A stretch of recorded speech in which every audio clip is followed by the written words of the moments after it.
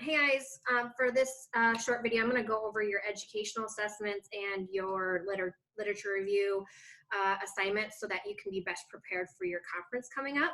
And so I'll just flip over here to Moodle. And so this is for the week of April 6th. And so on Monday, we will have those individual conferences. Next week, I'll send around and make this conference sign up accessible. I'll send you an email. So you can just sign up. You'll have a 15-minute window, and then I will create Google Meet links for you to do that. So I'm going to click on this right here, and you will find directions for both the educational assessment and the lit review. So the educational assessment, you have seen it's very similar to the format. It's been up on Moodle throughout the semester, but just want to kind of reiterate what you need for this. So it is 2 to 3 pages with a minimum of 3 sources. 2 of those are peer reviewed. And so the first step, 1 is just to look at these questions and answering these in your assessment. We'll make sure you're writing a good assessment for an educational assessment. So in this one, looking at the attitudes, beliefs, knowledge, and skills that your participants need, your target population needs to be able to make those behavior changes. So it's really important that you link this information and this assessment to the behaviors. So whatever behaviors you're working or that you want your participants to change, then you need to include what they need to know about what they need to know to be able to make that behavior change, what they need to believe or feel, and any specific skills. Some of this may not have any sort of citation or source. You can just free flow write it because you know that they need to know certain things.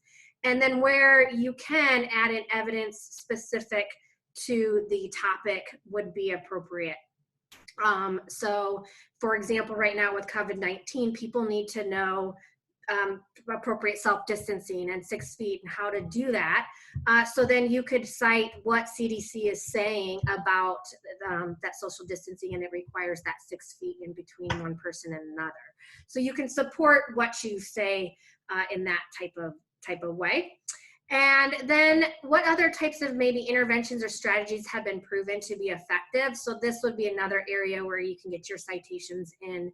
So if after school programs have been really successful, or with STIs, using condoms is particularly, so getting those condoms out for that and making sure people know how to use those, for example. So then you will write your educational assessment. Make sure to include your behavior or your learning objectives. So get those in there. You need 2 to 3 for each behavioral objective that you have. And again, there should be a link between these objectives and your assessment and your behavioral assessment. So this is going to actually go in. You're not submitting this separately. You're going to go ahead and submit that with your lit review. So go ahead and write that, and then you are going to be putting this all together in one nice package for our conference. So to get ready for that, you need to go back and make any changes or revisions based on the recommendations that I've given you in your previous assessments. So really you have your epidemiological assessment, your behavioral and environmental that you got information and recommendations from your peers on. I'm going to be taking a look at those next week as well, and I'll give you a few pointers, but you will not get the feedback that you got on the epidemiological assessment. This is similar to even past semesters, but I will provide you with some kind of overarching tips or comments if I see them in your assessments. In this one, you need to write an introduction and include a short introduction. And I'm going to show you an example in just a minute of a completed lit review so you can see what it looks like all packaged together. But you want to organize it in this order here. So your educational strategy that you're working on with your worksheet that for next week, that's going to be coming at the very end of all of this. And so you can put that in there as well. Make sure you have objectives for each of the required assessments and they're written in the correct format, thinking of APA, strong attention to your audience, and then shoot for this all together should be about 15 pages with a minimum of 15 evidence-based references, and 8 of those are peer reviewed. Okay, so yay when you get this all completed. And let me pull up an example here. Oops, just a second. All right, so here is an example of one put together. So starting with the introduction here, and then going right into the epidemiological assessment. So they have organized it with the header in the middle. The next example I'll show you is on the left. Either is fine as long as you are consistent throughout, okay? So you've got, I'm just gonna scroll down here so you can see, got the pages, then we go right into the behavioral assessment. So you do not need to start a new page. Now, if you've got a hanger and there's just, you know, one sentence down here, then go ahead and go to the next page. That's a good APA formatting rule. But otherwise, just have the same spacing in between and go into your behavioral assessment. And then I'll scroll down here and you come into your behavioral objectives. So just a header, and you can bullet those, is just fine. You don't need to write them out in paragraph form. Sometimes if a person is reviewing your program, for example, they might just want to see your objectives, and you will have those in your table of contents separately. And so if you can flip to the page with the behavioral objectives, that's great. If this was your final project, which I'll give tips later on, I would probably move this into page 9, just so you had it all together. But I'll give those tips later in the semester. And it goes right into the environmental assessment. They hadn't named their program yet, so this was just to keep their place header in there, so when they did decide on the name of their program. So environmental assessment, we're going down, you've got the environmental objectives. You can call these resource of objectives as well. That's what I've often called them, but either is fine. I will not count off. And then comes the educational assessment and educational and learning objectives. Okay, and this is one more kind of draft, and finally your references. So get those in there. And I will show you one other example here.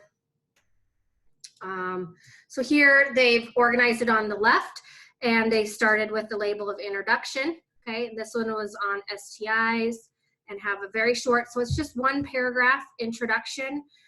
Make sure, you know, follow those tips on the lit review. This will be something that I'm particularly looking at and we'll talk about in your conference as well. But get a good draft of your introduction in there. So this should be, I would say, an assessment. Sorry, I just noticed that. Epidemiological assessment, not a statement with that. And go on down here. They chose to do environmental next. It's fine. Again, use the header of assessment, resource objectives, behavioral assessment, but I wanted you to get a sense of the organization. Okay, so your literature review should look similar to this. So this one too, he or she, excuse me, they had educational strategy at the end here. So you can go ahead and work to draft that off of your worksheet. Your interventions and descriptions you do not need to include for this, but if you want to go ahead and get a couple of those paragraphs in there, that would be great. 15 minutes for the conferences goes very quickly. And so I do ask that you come in with any questions that you have. So make sure if you have any questions that are specific to a certain part or your objectives, that you come prepared with those questions, because I will ask you first, what questions do you have for me that I can help you with? And then I'll start going through some of the tips and things to keep you going. So I hope this was helpful to you. And if you have questions as you're developing it, please let me know. But definitely use these resources here online, and then you can submit this either by Word or by Google Doc. I think Google Doc is going to be best because we can pull it up and actually be scrolling through and looking at it together and reference things in that way. So if at all possible, go ahead and try to submit in Google Doc, but Word is fine as well. We can still pull it up and I can reference it that way. So again, let me know if you have any questions. I am happy to help. Thank you, and bye-bye.